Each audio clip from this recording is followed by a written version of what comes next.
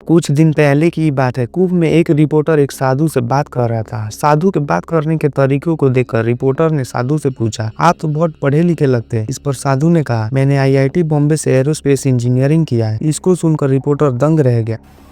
बहुत अच्छे तरीके से आप बात कर रहे हैं, हमें लग रहा है कि आप पढ़े लिखे बहुत हैं। हाँ, आईआईटी बॉम्बे से पढ़ा हुआ है ना जी, आईआईटी बॉम्बे से एरोस्पेस इंजीनियरिंग किया ना मैंने। आईआईटी मुंबई से हाँ एरोस्पेस इंजीनियरिंग। हाँ। इसके बाद ही था कि ये इंटरव्यू इतना वायरल होने लगा कि यूट्यूब से लेके सारे सोशल मीडिया पर ट्रेंड करने लगा। जहां 10 दिन पहले तक इनको कोई नहीं जानता था, वहीं आज इनके रील्स को लाखों व्यूज, इनके फैन पेजेस तक को लाखों फॉलोअर्स मिल चुके हैं। एक लड़का जो अपने मेहनत और इंटेलिजेंस के बलबूते आईआईटी का एंट्रेंस एग्जाम क्लियर करता है, इंडिया के नंबर 1 इंजीनियरिंग कॉलेज में पढ़ता है, कनाडा में उसका 36 लाख का पैकेज लगता है। वो सब चीज उसके पास था जिसका सपना लाखों युवा देखते हैं। आखिर क्यों वो इन सब सुख सुविधाओं को छोड़कर सनातन की तरफ चल पड़ता है? क्या आईआईटी बाबा सच में अपनी तलाश कर रहे हैं, या ये भी अन्य बाबाओं की तरह धर्म को एज अ स्टार्टअप यूज कर रहे हैं? आइए आज की वीडियो में हम आईआईटी बाबा के उद्देश्य को समझते हैं।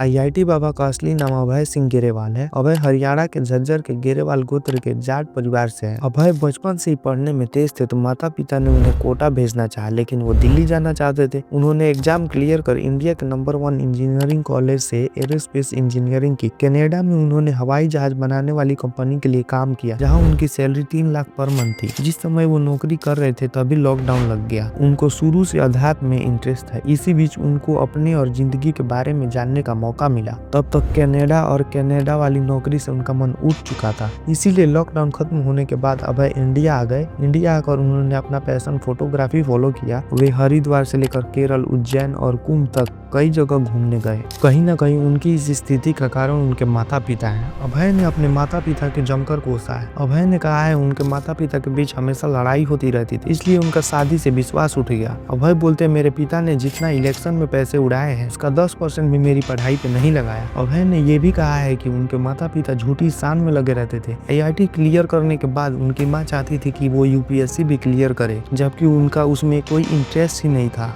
अभय कहते हैं, उनको मेरी खुशी से कोई लेना देना नहीं था। उनको सोसाइटी में बस ये दिखाना था कि मेरे बेटे ने यूपीएससी क्लियर कर लिया। फैमिली तो बहुत ही अजीब है ना मेरी। वो मेरे को बोलते बीच में, क्योंकि मैं पढ़ाई में बढ़िया हूँ, आईएएस का एग्जाम क्लियर कर दे।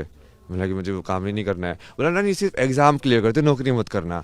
मतलब ये कैसे सोच वाले लोग हैं यार। मतलब तू अपने बेसिकली 1-2 साल वेस्ट करो वो चीज़ क्लियर करने के लिए, सिर्फ उनको ये दिखाने के लिए कि हमारे बेटे ने एग्जाम क्लियर कर दिया। उन्हें ये तक कह दिया कि माँ बाप भगवान का रूप नहीं होते हैं, उनको भगवान ने ही बनाया है। आप इस बात से सोच सकते हो कि क्या वजह रही होगी जिससे उन्होंने ये कदम उठाया।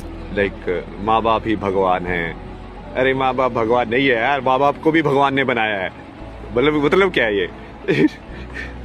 मतलब वो देखने का अलग तरीका है। वो सतयुग वाला कॉन्सेप्ट तुम कलयुग में यूज कर रहे हो। बेसिकली सतयुग वाला कॉन्सेप्ट कलयुग में कैसे फिट होगा? माँ बाप भी तो भगवान जैसे होने चाहिए। व्यूज और टीआरपी के लिए लोग जा तो रहे हैं बाबा के पास, लेकिन मैक्सिमम लोगों को उनकी बातें समझ नहीं आ रही, जिसके कारण उनको बाबा नशेड़ी या घिसके हुए लग रहे हैं। आइए मैं अपनी भाषा में बाबा का उद्देश्य समझाता हूँ। आप ये क्लिप देखिए और ध्यान से इसको सुनिए। साधु हैं, संत हैं, क्या आप दीक्षित हैं? आप हैं क्या? क्योंकि हमने सुना है कि आप आईआईटीएन हैं, और आईआईटीएन के बाद मैं ये साधु की वेशभूषा देखा। सही बात बचा रहा है, क्लियर हो जाएगा काफी कुछ। मेरे को कुछ भी नहीं होना है, और ये दुनिया कुछ भी नहीं होने देती है। उसको लेवल पसंद है। लेवल पसंद है। लेवल लगाते ना लोग, लेवल से ही तुम जानते हो। जैसे आपने भी ऐसे लेवल लगाए कि आईआईटी का लेवल, आईआईटी का लेवल, साधु का लेवल, संत का लेवल, इसका लेवल, उसका लेवल। मेरा तो मेन मकसद तो कुछ भी नहीं होना है। तो क्या होना है? भाई कुछ भी नहीं होना है, जो शिव है। जो कुछ भी नहीं हो। जैसा कि आपने सुना, बाबा जी चाहते हैं कि समाज में लेवल का कॉन्सेप्ट खत्म हो, सभी लोग बराबर हो, लोग शून्यता की तरफ जाए, कोई छोटा ना हो, कोई बड़ा ना हो। लेकिन हमारे समाज में ऐसा कुछ होता हुआ दिख नहीं रहा है। हमारे समाज में उल्टा ही चल रहा है, सब लेवल की तरफ भाग रहे हैं। देखिए इस लड़के को बारिश में खड़े होकर सरकार के खिलाफ रोजगार के लिए प्रोटेस्ट कर रहा है। ये ऐसा क्यों कर रहा है? और जो सर लोग अभी तक पूजा करवा रहे हैं, आज तक आप लोग के बारे में एक शब्द हम लोग कुछ नहीं बोल रहे। हमको आपकी जरूरत है सर, आ जाइए। मर जाएंगे तब अर्थी उठाने आइएगा। क्या जरूरत है पुलिस की लाठियां खाना।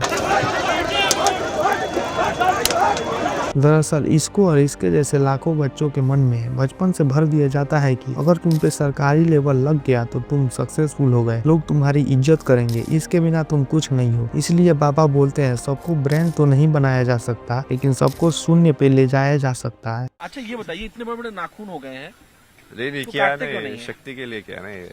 इससे कौन सी शक्ति मिलती है? नहीं ये उसका जैसे फेमिनिन मान लो, अब तुम्हें कैसे समझ में आएगा कि यार बड़े नाखून होके रहना कैसा होता है, मतलब तुम फीमेल कॉन्शियसनेस में कैसे जाओगे। अच्छा जी, फेमिनिन होना कि अब तुम लंबे तुमने कर लिया है, अब तुमको जेंटल होना पड़ेगा, तुमको ज्यादा अवेयर होना पड़ेगा। जब कोई सच धर के कोई लड़की निकलती है तो उसको ज्यादा ढंग से देखना पड़ता है ना कि हाँ ये कपड़ा यहाँ से ये नहीं खिसके, उसको ज्यादा अवेयर रहना पड़ता है। यहाँ पर उनका सटीक कहना है यदि हमें महिलाओं की इज्जत करनी है तो उनकी तरफ फील करना होगा, उन जैसा बनना होगा, जितना पॉसिबल है अपने आप को महिलाओं के रूप में ढालना होगा, तभी हम महिलाओं की समस्याओं को समझ सकते हैं, महिलाओं के विचारों को समझ सकते हैं, महिलाओं के मन को समझ सकते हैं। इस्लाम पे बाबा जी का क्या राय है आइए देखते हैं। मुस्लिम लोगों से दिक्कत नहीं है जो बढ़िया है, इस्लाम की विचारधारा खत्म होनी चाहिए, विचारधारा गलत है, नफरत सिखाती है, वो खुद नफरत करते हैं फिर दूसरे वालों को जाके वगैरह करते हैं कि नहीं तू पीस में रहे, अरे तो तू भी तो पीस में रहे तू क्यों तोड़। बाबा जी ये कह रहे हैं इस्लाम से तकलीफ है, मुसलमान से नहीं। मतलब मुसलमान तो अच्छे हैं लेकिन इस्लाम की विचारधारा गलत है और उस विचारधारा में अशांति के भाव होते हैं। जैसे एक छोटा बच्चा है, वो बचपन से जानवरों को करते हुए देख रहा है, कहीं ना कहीं उसके अंदर का कोमल भाव खत्म हो जाएगा, कठोर विचार उसके अंदर जन्म लेंगे और वो कठोर विचार एक कठोर समाज को जन्म देते हैं। बाबा जी के इस विचार पे आप कहना चाहते हैं कुछ तो कमेंट करें। Parental trap, especially in Bharat, like which is immense. Like most of these sayings, you know, oh, मैंने अपने पापा के लिए घर बनाना है. All of this, like people take it so proudly. It's like, oh, मैंने ये कर दिया, मेरे मम्मी पापा के लिए करना है. And a lot of it is like perpetuated because of so-called spiritual teachings also. They're like तुम्हारे like माँ बाप ही भगवान हैं. अरे माँ बाप भगवान नहीं है यार, माँ बाप को भी भगवान ने बनाया है.